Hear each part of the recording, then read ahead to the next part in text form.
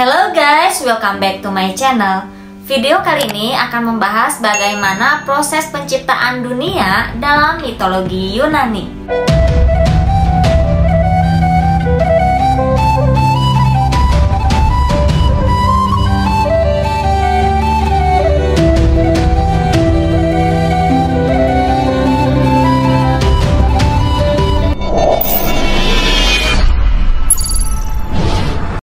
Mitologi Yunani adalah sekumpulan mitos dan legenda yang berasal dari Yunani kuno, yang isinya itu mengenai kisah dewa dan pahlawan, sifat dunia, serta asal-usulnya.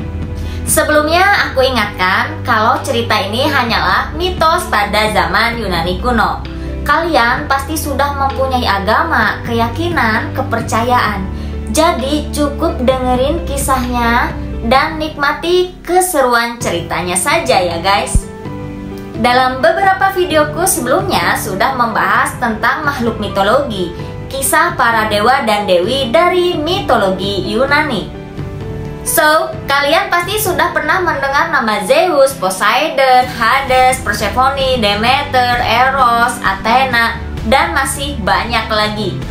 Oke, kita tarik ke belakang dulu mengenai asal-muasal para dewa dan dewi dalam mitologi Yunani kuno. Kisah para dewa dan dewi terbagi menjadi 3 generasi. Yang pertama adalah The Primordials, The Titans, dan The Olympians. Kita mulai ceritanya dari The Primordials, generasi pertama. Pada awalnya tidak ada apapun di alam semesta. Tidak ada daratan dan tidak ada juga lautan. Tidak ada satupun dewa dan manusia yang hidup. Begitu pula hal-hal lainnya yang ada di atas bumi. Bahkan bumi itu sendiri belum ada dan hitungan waktu pun belum dimulai. Saat itu masa-masa kekosongan, masa hampa. Di antara kekosongan tersebut hanya ada chaos, yaitu suatu sosok yang tidak berbentuk dan misterius. Setelah chaos muncullah dewa primordials pertama, yaitu Gaia atau Dewi Bumi. Gaia dianggap sebagai ibu dari bumi karena dia yang menciptakan bumi. Kemudian muncullah Tartarus atau perut bumi. Dia memutuskan untuk tinggal di dalam bumi.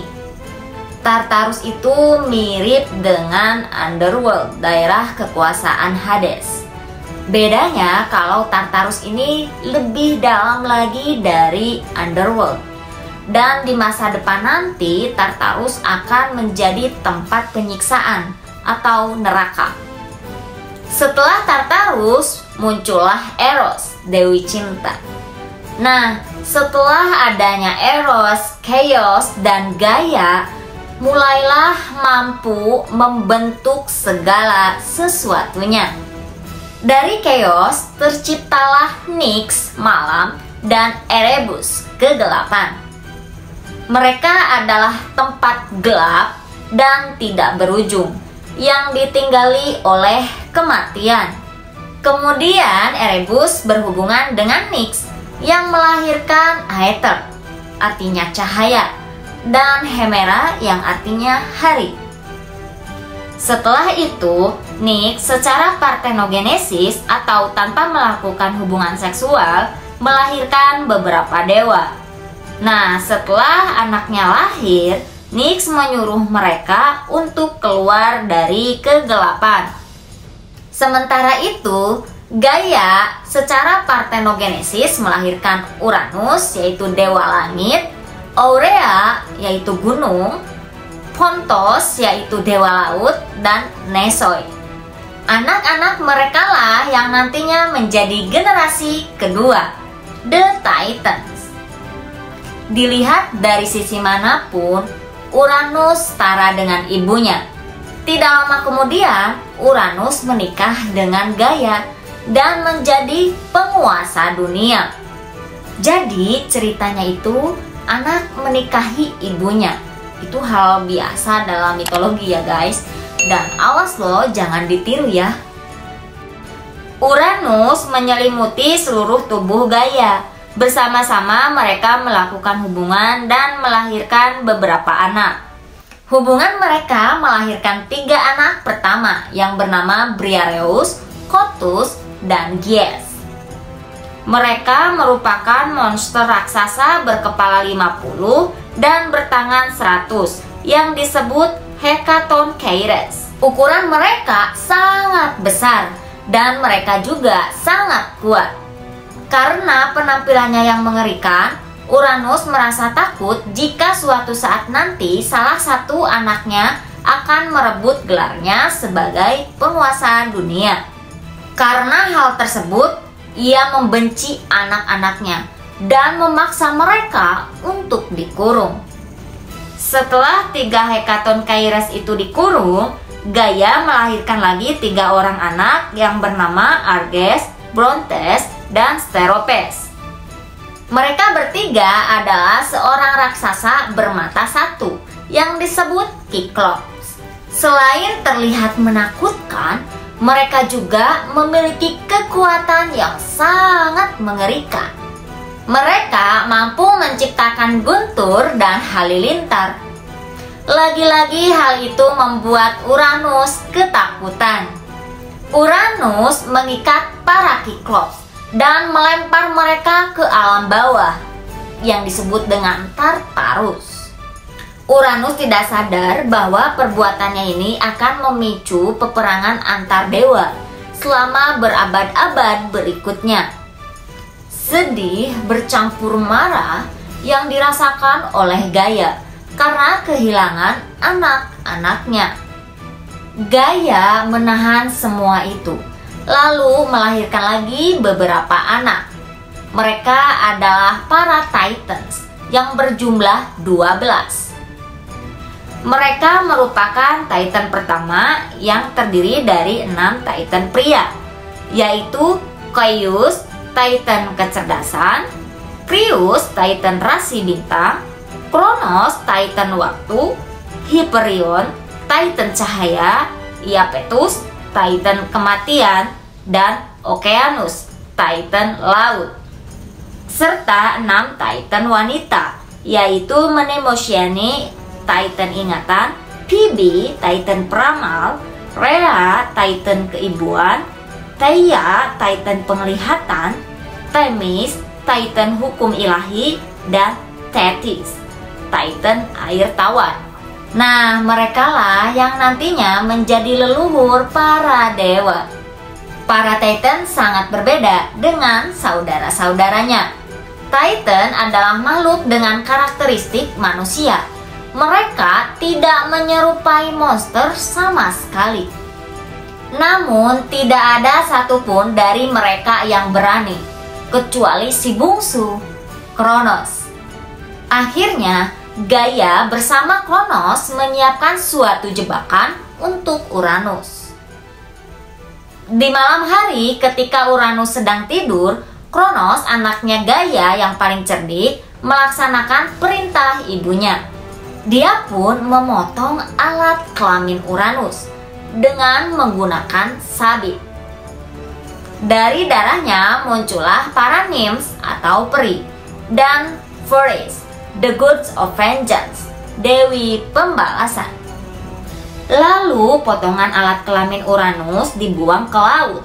Dari busa lautan yang ditimbulkan oleh alat kelaminnya, lahirlah Aphrodite, dewi kecantikan. Di saat sekarat, Uranus sempat mengutuk Kronos. Sambil terengah-engah, Uranus mengatakan bahwa suatu saat nanti Kronos akan dibunuh oleh anaknya, seperti apa yang dilakukan oleh Kronos kepada ayahnya. Setelah mengatakan hal tersebut, ia menghembuskan nafas terakhir dan kemudian mati. Setelah kematian Uranus, Kronos menjadi penguasa dunia berikutnya. Dia menikahi saudarinya sendiri, yaitu Rhea. Sementara itu, saudara-saudara lainnya dari Uranus, yaitu Okeanus menjadi penguasa lautan dan Hyperion menjadi dewa matahari. Pada masa inilah manusia dan dunia mengalami fase masa keemasan. Pada masa ini, seluruh dunia dan isinya mendapatkan kebebasan dan kebahagiaan. Akhirnya masa keemasan pun datang juga. Tapi bentar dulu. Sayangnya ada satu kesalahan yang dilakukan oleh Kronos. Pada saat itu, Kronos tidak menepati janjinya pada Gaia untuk membebaskan para Kiklop dan Hekatoncheire dari Tartarus. Padahal sebelumnya Kronos sudah berjanji kepada Gaia ketika sebelum berperang dengan Uranus. Kronos malah tetap menahan mereka agar tidak kabur dari Tartarus. Akibat tindakan yang dilakukan oleh Kronos, Gaia menjadi marah dan kecewa karena Kronos telah melanggar perjanjian yang telah disepakati bersama. Akhirnya, Gaia bersumpah bahwa Kronos akan mengalami nasibnya seperti Uranus. Anak-anaknya lah yang akan membunuhnya. Karena Kronos berhasil mengalahkan Uranus, maka dialah yang menjadi pemimpin dunia dan para Titan. Diceritakan Kronos menikah dengan Rhea, dan keturunan dari para Titans nanti yang kita kenal dengan The Olympians, generasi ketiga. Kronos memiliki beberapa anak dari Rhea. Namun setiap Rhea melahirkan, Kronos selalu merebut bayinya lalu menelannya. Hal tersebut dilakukan oleh Kronos karena merasa takut ramalan ayahnya akan terjadi pada dirinya. Ia merasa takut anak-anaknya kelak akan membunuh dirinya juga. Rhea sangat marah atas perbuatan yang dilakukan oleh Kronos. Akhirnya, Rhea merasa kesal dengan perbuatan Kronos dan dia membuat strategi. Ketika Rhea melahirkan seorang anak, ia langsung menyembunyikan anaknya ke dalam sebuah gua di Kreta. Rhea pun memberikan sebuah batu yang telah dibungkus kepada Kronos. Kronos memakannya tanpa mengetahui yang dimakannya itu adalah batu. Melalui ketidaksadaran inilah menyebabkan suatu saat nanti dirinya akan dibunuh oleh anaknya juga. Anak yang telah disembunyikan oleh Rhea itu bernama Zeus. Dalam kisahnya nanti, Zeus menjadi penyelamat sekaligus penguasa dunia yang terkenal dalam mitologi Yunani. Zeus tumbuh dengan cepat melalui susu dari seekor kambing, yang kemudian suatu saat nanti Zeus membalas kebaikannya dengan menempatkan ia sebagai rasi bintang, yaitu rasi bintang Capricorn. Kambing tersebut bernama Amaltheia. Zeus dirawat oleh Amaltheia dan para prajurit penari yang ikut serta dalam menyembunyikan Zeus dari Kronos. Ketika Zeus masih kecil dan ia menangis, maka para penari tersebut melakukan berbagai keributan seperti bernyanyi atau memukul tombak agar suara tangisan Zeus tidak didengar oleh Kronos.